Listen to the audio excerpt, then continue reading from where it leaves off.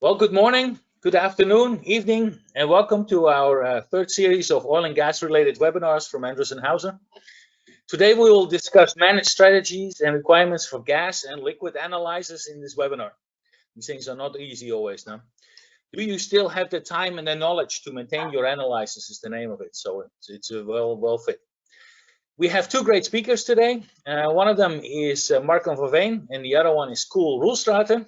Marco resides in the Netherlands and is globally responsible for the development of our managed services and is working many years for Endress Hauser. And Koen Roelstraete is responsible for the development of our gas analyzer business, focusing on Africa and Europe mainly. He has a wealth of knowledge about applications and stories to tell as well. And he resides in Belgium. This webinar will last roughly about 45 minutes. It's about 30 minutes presentation and 15 minutes question and answer. And as it's common in the oil and gas business, I like to have a small safety moment as well. And I like to focus on the COVID-19 situation, of course. Please wash your hands on a regular basis. Keep at least 6 feet, 1.80 meters distance from each other. Wear a mask, of course, and get vaccinated when you get the opportunity. I got my first shot about 2 weeks ago. And make sure that you stay in good mental and physical health. That's important. My name is Rob van Meulen, and I'm globally responsible for the development of oil and gas within the Endress Hauser organization. And I'm with Endress Hauser for over 27 years. And I reside on the campus in Greenwood, Indiana, in America. So with this, I'd like to hand over to Koen so he can start the presentation. But before I do that, I will have a short introduction of Endress Hauser as well. So Endress Hauser is a Swiss organization. Our headquarters is in Rheinach, Switzerland, close to Basel, for the ones that are familiar with the area. We have roughly a sales of 2.6 billion euros. We're very financially solid, as you can see, and we employ roughly about 14,300 employees worldwide. We consider to be very innovative, and we're very proud of that. We're techies to a big piece as well, and we own over 8,000 patents, mainly focused on instrumentation and its applications. So Koen, with this I hand over to you. Go ahead. Well, thank you, Rob. Well, ladies and gentlemen, a little bit about myself before I hand over to Marco, who will do the first initial setting. I am Koen Roelstraete, as Rob already mentioned. I am in Belgium, but I'm working for the European Process Analytical Support Center, which is based in Lyon, and mainly focusing on the oil and gas and the hydrocarbon processing industry. I have a chemical background, and my career so far for 35 years has been mainly in the development of business in the analytical process analytical domain. I worked in a GC company for the laboratory, then I moved over for process GC in a well-known company, as you see, where I did also FTIR and continuous gas analysis. And then for the last 14 years, I am now at Spectre Sensor, a team member of the Endress Hauser family, and where we are focusing on applying the tunable diode laser spectroscopy and Raman in oil and gas and hydrocarbon processing industries. Over to you, Rob. To you, Marco, sorry. Yes, of course. So thank you, Koen, and also thank you for the audience to participate in this webinar. And so, short introduction for myself, already said by Rob. Marco van Veen, globally responsible for managed services. I will come back to that a little bit later in the presentation of how we see that. In total, 25 years, kind of active in the process automation industry in several positions. 18 years working for Endress Hauser, and within Endress Hauser organization, always been in the services and solutions area.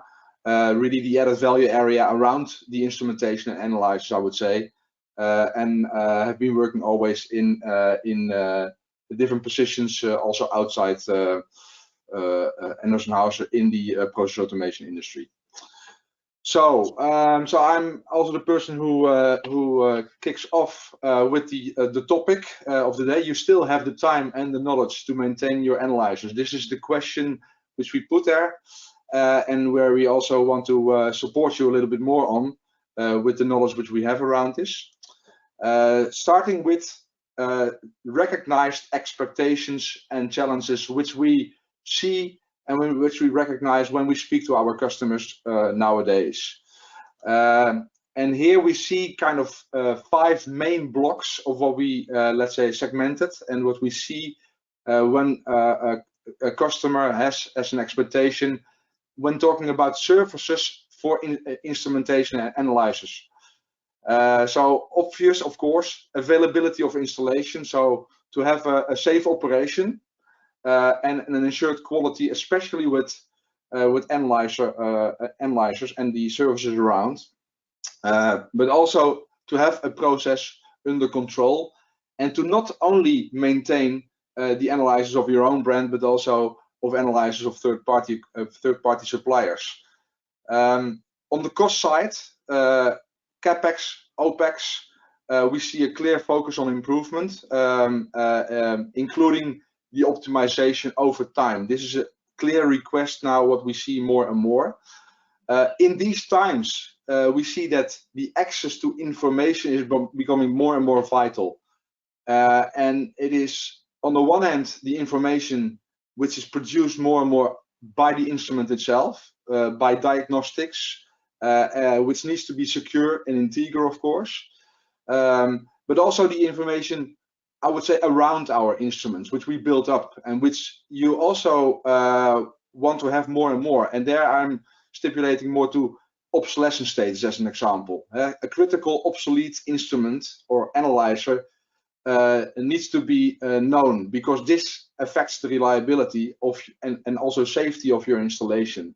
So it needs to be known, and this is also vital information which needs to be there.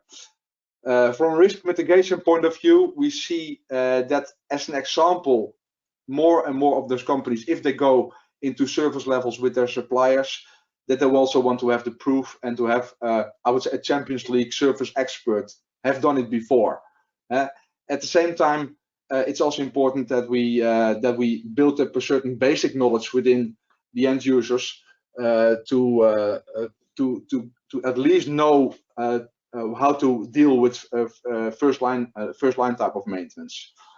And what we also see with more and more end users is that there's a high appreciation and request and expectation also for a global or at least regional coverage of the organization of the service provider here, which leads then automatically to more standardization of processes and a common type of reporting. So that these are elements which I try to pick out, which is identified and recognized as the expectations set towards suppliers who supply services. If we go one level deeper, I would say, and we look at the tasks and the typical challenges of the persona of a process analyzer management, then we identify the following tasks, where we can see that, of course, a typical task is to provide process parameters continuously. This is a key element, I would say, and to also validate the quality of the signals being delivered by these analyzers. And then what we see as well is that one of these tasks, of course, is that to get better, to get a better performance, the measurement needs to be optimized over time. This is a key task, and also one of the reasons why the expectations towards supplier is also there, to have an optimization over time. What you also see, of course, is that one of the tasks is to troubleshoot the analyzer, is at the same time also the challenge, which is going more on the right side, of a typical process analyzer manager, to identify then the root cause of these breakdowns, of the malfunction of an analyzer.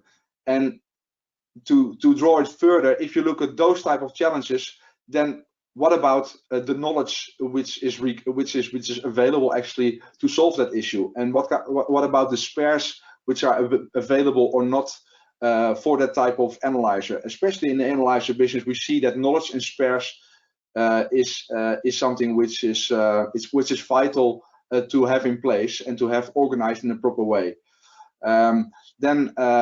What we also see is that the product quality being let's say measured and by an analyzer, and also the when there is an out of specification happening, that this has to be controlled also in a manner. These are challenges which we see recognized by these personas. While I'll talk about analyzers in general, I think it's also important now to make a little step to what kind of analyzers are we actually talking. And this is the part which I want to hand over to Koen, because he can tell you a little bit more about the portfolio which we are bringing here. Well, thank you, Marco. For the people that are not so much familiar with the offering that Endress Hauser provide in the domain of analytics today, we have here an overview. As we all know, analytical technologies are the window into our process. And these measurements provide us information like chemical and physical parameters. Yeah?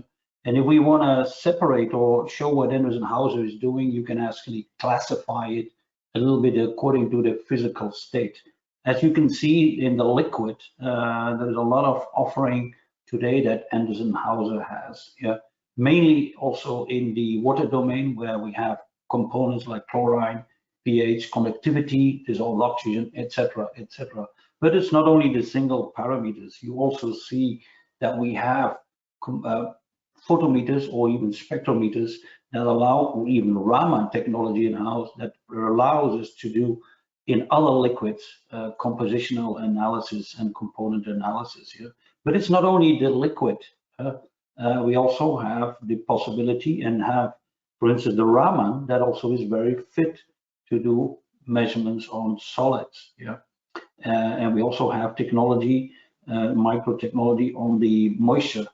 And then we step to the gases. There we have some spectroscopy techniques, the Raman-based spectroscopy techniques that we are using from a company called Kaiser. And we have tunable diode laser, also density measurements, and also quench fluorescence-based oxygen, all based on spectrometry or working with light. So that's a bit of the overview what we have here in the company. Now, the next step is, if you go to the next slide, Marco, thank you. We look at the analyzer portfolio that we have. You see that we implement these in kind of different situations. And that's very important also when we go to the next step, which is maintenance. There are different requirements wherever you put the analyzer. And if we go, we have analytic here now, where we have, for instance, benchtop spectrometers. We also have the online analyzers, which you can have an example in the wet analyzers here. But we also, and this is a trend that we see in the market, people want to also have inline analyzers. And for instance, Raman and UV-Vis, NIR, etc., the technologies we have provides and gives the customer the possibility to have instant readings. And so time is of essence, where in the lab, hours is enough to have an update on what happens in the plant. Online analyzers shoot for those that are requiring a minute or several minutes of update. And then in other occasions, seconds could be vital to have a good running program. Yeah. So monitoring in the case of lab over to and to the inline, you basically use this as some input in some advanced process control schemes. This is the variety that we also can offer. And as we move from monitoring to the advanced control, you see that the analyzers also change. The process analyzer needs to jump every day, every second, even 220 meters. And so that's as a high jumper. So this is, let's say, a reduction in complexity and operational cost is vital. We also don't want to do a complete analysis, so we just focus on the component that is from a process control vital. Yeah. And of course, as we move the analyzer from lab into the plant, and sometimes oil and gas. On most of the cases, we are facing zone 2s or zone 1s or class 1 or div 2s, etc. We need to have increased safety. So the analyzer package changes, okay? So this is very important also when you see the timeline. Maintenance packages also will have to reflect the need of the customer. So here I'm going to dive into 3 cases where we have already provided some solutions. And the first one is a situation where the big pipeline company or the national grid company in Italy has a number, they have a lot of pipelines to 33 kilometers nearly, and they have high and medium pressure in the pipes, and they have to control the quality. And for this, 2 important parameters are H2S and moisture. So while having this grid, customer continues having some challenges. And as you will see in the next slides, I've been breaking these cases in a challenge. What is the objective that the customer wants to reach? And then what is the solutions offered by the people of Endress Hauser? And at the end, what is the outcome that we have as a result of that maintenance contract? So the challenges in the case of the SNAM people is that we should avoid pollution of the natural gas. And that's why we need to have a strict control.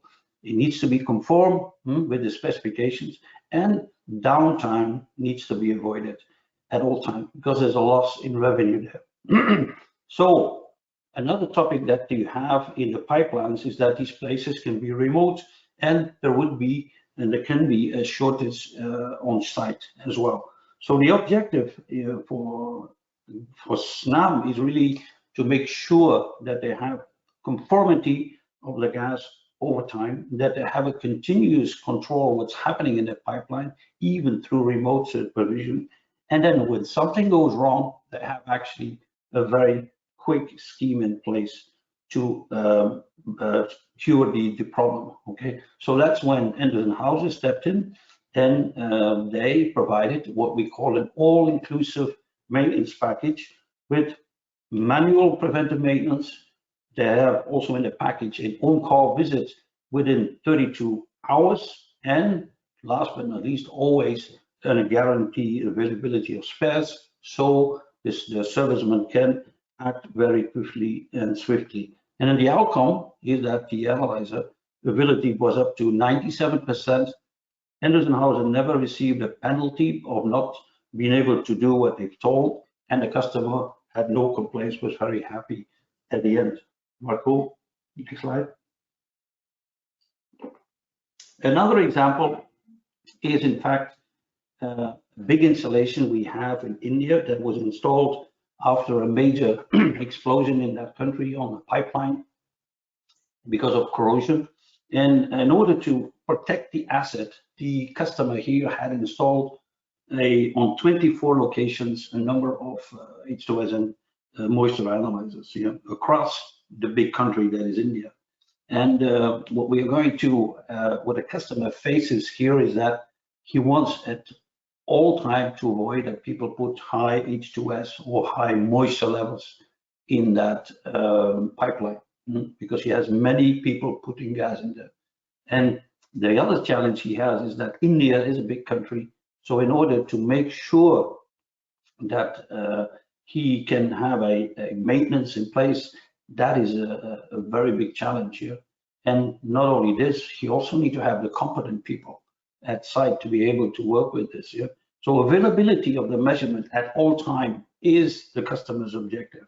But not only availability, it also needs to be right. A false reading of H2S is not of no use. And so also the customer objective is to have at least that the maintenance is done according to the guidelines of the manufacturer, so we can avoid all the breakdown. So here, Endress Hauser again stepped in and said, we help this customer with a so-called customized service agreement through a total service contract. What did that include? Hardware, maintenance, and also calibration. Quarterly maintenance and calibration visits are done. We have, just like in the Italy case, spares in stock that are managed, and also there is a penalty in place if this is not, or a problem is not addressed within 7 working days, that this needs to be avoided. So here again, after having a contract that is already in place since 2015, we have seen that the outcome was safe operations, and the downtime of the analyst was significantly reduced, and we also have been able to prove that the measurements were very reliable to protect the assets. So third case is a little bit different, not the gas analyzers, but we're talking here about a customer in the US, all in, and that has, this is a chlorine supplier and chloralkali products. As you know, these people are, pH is very important. So this company has 6 locations with 70 or nearly 800 pH loops. And here, this size of a contract is a bit different, because here we're talking about managed service programs. Okay, it's different than the previous 2. And my colleague Marco will dive into this more in detail over this. There again, what was the customer challenge? He had no dedicated manpower. So if something happened, slow response. And so that was one of the big issues. Also, the transmitter showed frequent offsets. The costs of the sensors, of the PA sensor, were very high. And at the end, the customer had, let's say, by its users, they had a lack of confidence in the measurement. So here with the program, or the managed service program, the order was to achieve that the internal maintenance and the operational were meeting the KPIs set. Yeah, and there was also a very big focus in the initial phase to reduce the unscheduled events. Yeah? And the ultimate goal again was to achieve 100% preventive maintenance compliance. Okay, and so the solution to that, and more will be given by my colleague, was to have that what we call pH reliability partnership program with under the form of a managed service agreement. Yeah? And also in that solution, there were standard operating procedures developed with the engineering teams. So every service man that stepped in was following these procedures.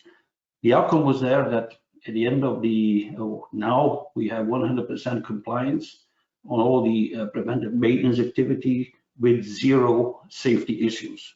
Also, the unscheduled events, they dropped by half, from 20 to 10 a month, and there were 0 downtime. Okay, so this leads me now to the moving to give the word to Marco, who will explain a little bit more on the program that I just shown. Over to you, Marco. Yeah, thank you so much, Koen, for the for this explanation on the use cases and the different types of portfolio of analyzers. Of course, what we also did is we built, as already introduced by Koen, we built services around to support. And first of all, what we find important and what we see also back in the expectations from our customers is that the worldwide presence is really appreciated, and this is also how we are. How we built our organization, and this is actually a choice of Endress Hauser to do that, to build that. So we do that with direct E&H, ASPs, and rep organizations. So we really want to be close to our customer. That's the essence of this. Also, when we provide the service levels to the install base of our customers. So we do that with over 1,000 experts to ensure a local presence at least. We do that in accordance with specific health and safety requirements in the associated industry. So there's different industries which we serve for that, and especially in oil and gas and in chemical, we see that that specific health and safety is of course a really topic which needs to be respected, and our experts are also trained accordingly to that, of course. Going beyond the measurement itself, the people have a certain knowledge built up more around the application. So that is really something which we also want to make sure that we talk further than only the measurement, and that we have the application knowledge covered over there. And based on that, together with our customers, normally we tailor that into a sort of a commitment with our customer. Now, how does the portfolio of services around analyzers now look like? Well, first of all, we talk about analyzer support. Analyzer support is really something which is seen as necessary within our customer base. It says, help me getting back up and running when there is an issue with the analyzer. And in many cases, the elements of analyzer support is respected in remote, where we try to use as much as possible remote possibilities. And nowadays, that's more and more possible. Connected support is a good example for that. I will show you in the following slides a little bit more details how this works. And then, of course, you have on-site technical service dispatch and field repair, which is also part of the analyzer support package. Start up and commissioning, do it right from the start. This is also for any instrument, but specifically also analyzers, to minimize the risk and delays at startup. And here we really use the expert knowledge of our analyzer experts, which is required to do this good startup and commissioning. So we have Raman installation services, startup and commissioning services, gas validation services, specifically for the analyzers. I think I go out. Yes, and also knowledge development in terms of handover training to end users. This is an important topic. What I mentioned before, first line maintenance as an example, is important that we at least have that on site available as well. Last but not least, we want to also keep it running over time, over the life cycle.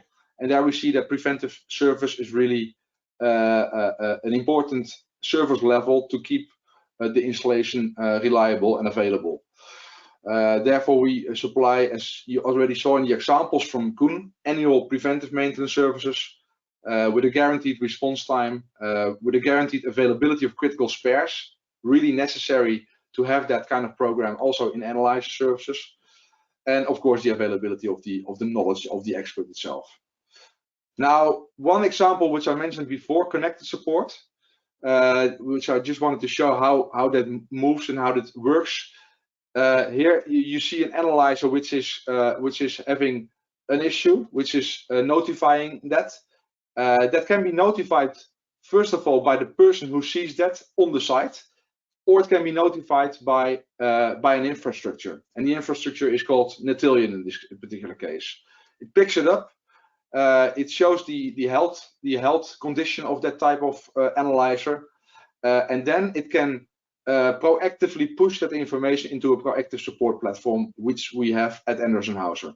And the support platform can also be used by a user directly to enter the data in a manual way. So that's also a possibility if an analyzer is not connected really. So in that case, the support platform is still supportive. And in the next step, when we detect that, then the end user can make a choice to say, okay, based on the information which I provided or the infrastructure provided, a knowledge base will provide me with information to solve the issue, or to come up with an indication of what I could do to show a video, for example, in this particular case, how to refill the reagents. If this is not sufficient, then there is another step possible where you can really connect to a remote expert, and the remote expert is then also connected via the proactive support platform and can make use of what we call visual support. In visual support, we really look through the eyes of the customer. We use an app which can be installed by the end user, or we can use a hard hat in combination with a camera and the app to make it more convenient on site to work with free hands, I would say. Sitecall is the app which is connected with our proactive support platform and makes it possible to deliver that support to solve the issue and to create a good support. This is being introduced last year and even earlier, also due to the pandemic situation was this a typical support which is highly appreciated because of the difficulties to reach our customers on site. Really something which is also one for the future, I would say, which is being introduced more and more. Now, if we go one step further and we really think about managing the quality measurements on an installed base basis, then we can supply here a managed service level. Koen already introduced it with the Olean case earlier, and here what we actually do, it's 4 main components. What we do is we take a responsibility as Endress Hauser to operate and execute a certain activity. We manage that activity. We monitor the performance of the activity. So again, if we want to improve over time, then we have to agree certain key performance indicators. We monitor that, we report that, and eventually we also optimize based on these monitored readings. Now, what are the frame components? Typically, inspection, calibration, proof test, maintenance, validation, execution, and management activities. So that's what we would do from a first instance. So look at the first 2 icons under the umbrella. Then, of course, we apply regular performance measurement and reporting, the monitoring part, and we apply continuous improvement process, which is the optimization. Now, a key component is asset information. We build up the information around the instrument and also what is happening with the instrument. And then it can be chosen depending on the scope to add additional modules like obsolescence management, like stock management, or even consignment stock. If there's multiple suppliers which have to be managed, then we do supplier management and acting as a single point of contact. Tool and reference management, knowledge development, like I said before, or remote support as an example. These are all the possibilities which we can bring. And we see this more and more happening. Well, out of these managed services, 3 main things are kind of important identified, and that is, on the one hand side, it's the KPIs in a program, and these KPIs can be normally categorized in 3 more categories, like performance KPIs, business continuity KPIs, and KPIs which are more focusing on the customer satisfaction. But here's just some examples of what we would measure. For example, the reduction in calibrations, the reduction in the obsolete and critical type amount of instruments, because this is especially in the oil and gas and in the chemical industry a very important number because it affects the reliability and the safety. We can have a look at response time, availability, and of course we will consult together with end user what is the most appropriate KPI to use to optimize over time. A second element is the competence levels and the capabilities in such a program. Here, what we do is we take that responsibility by also having the contact to the different disciplines in the end user base, which are more on the top. So as an example, the process analyzer manager on the right top is an important persona which we would have the contact with, a maintenance and contract manager for the coordination and reporting, a warehouse manager more for the obsolescence in stock. But what you also see in the bottom is that if there's more suppliers to manage, then we would also qualify those suppliers and manage those suppliers next to the execution of it. And we could support in external auditor support when there's audits support required. Third element, what we find important in this kind of program is that we have a stepwise approach. Every journey, it's a journey approach, starts with a first small step, and that's what we normally do with defining the goals, the outcome objectives, and the expectations of the end user. And based on that, we build the program to eventually get to maintain and improve a certain service level. Now, to finalize this part, for us, it's not important what kind of service level, as long as it is connected to the objectives and the expectation of the customer. So if you would choose to do the activities by yourself, so you insource the maintenance management, then we are still there to provide you the platform, the tools, and the support services. If you put it to the other extreme and say, okay, I don't have the knowledge and I want to focus purely on the production, then I want to outsource every activity of that and provide the responsibility. Then you go to a total peace of mind concept, managed services. That's the other extreme. But in between, of course, there's other service levels where we can supply as well. An execution contract where we execute certain activities would be somewhere in the middle. It's most important that it reflects your expectations. Now, last part of the presentation is where are we actually going and what do we see happening in the market, also out of request of our customers.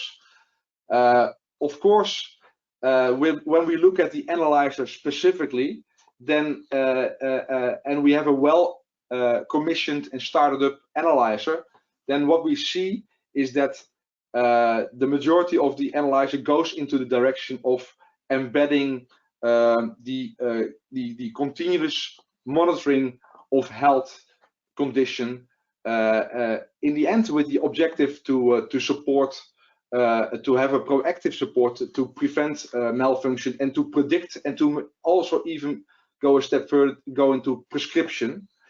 So that's on the instrument itself, to the analyzer itself. When we go one step further, then we see also more on things happening on the application level, where we, as an example, use information to anticipate pipeline corrosion through dashboards and support. So this is more going out of the analyzer itself and using, let's say, information in the application. Going one step further to maximize the return on the assets, we also improve operational efficiencies and try to save more energy costs, where we use also the information of the analyzer, the application around, and also use the expertise of the people who have the knowledge around that.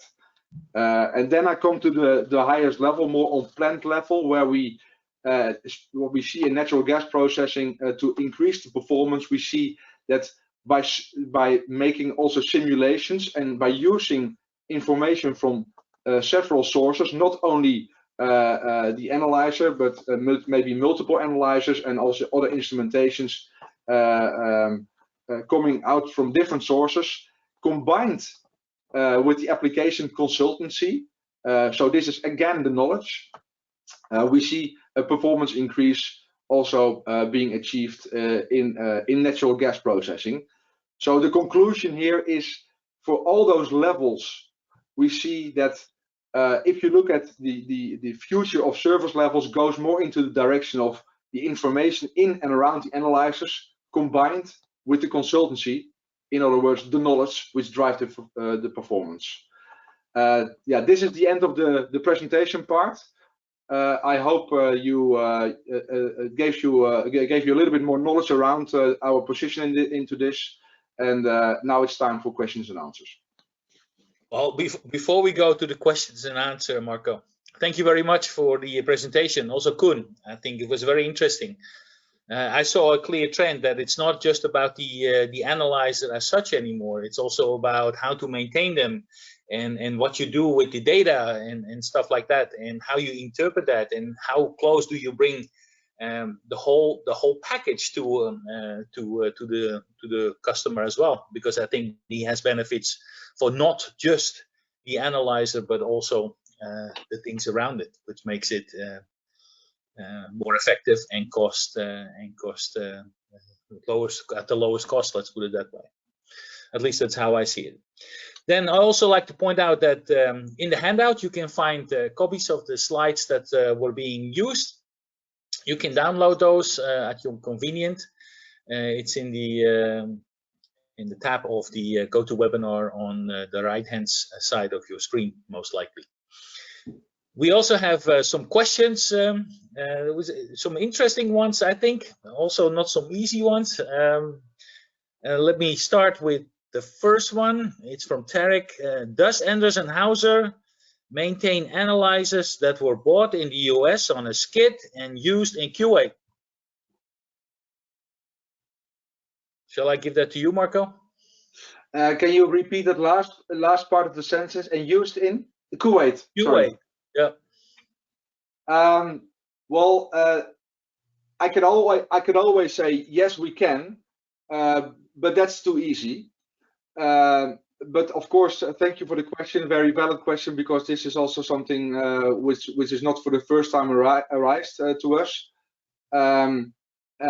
Of course, and that is the journey which we always take with these type of service levels. It starts with the first step, where we identify what we can do from a capability standpoint locally, because that's also what we need to investigate.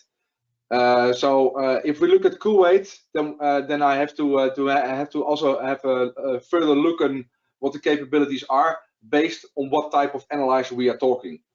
And if this is an analyzer of Endress Hauser, that would be, of course, easier to answer. But if it is a third-party analyzer, then we would have to look.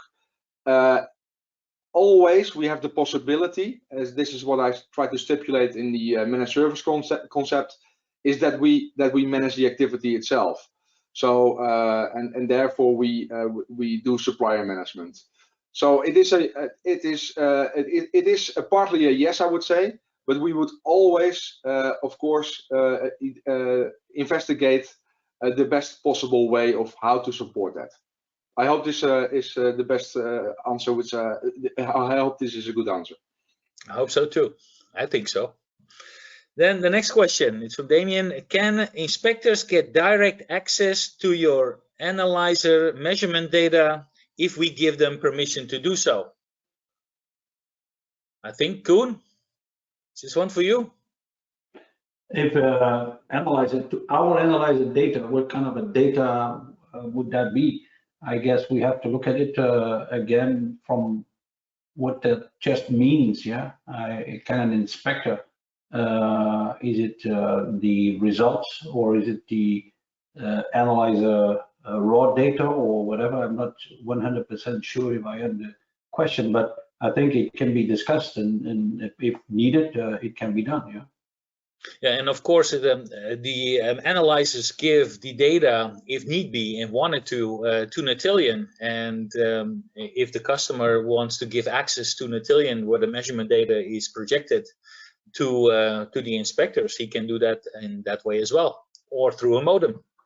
There's several ways, I think, that can lead to. Absolutely. Yeah, the way to get to it is not a problem. It's the question: what is the data that they want to have a look at? Yeah? That's true. Then this is a question from Janish. Do you guys just sell analyzer sensors or build complete panels to our specification? Good. Well, we don't only sell analyzers. We look at each individual case, and we can provide a complete solution. It all depends on what the customer wants us to provide.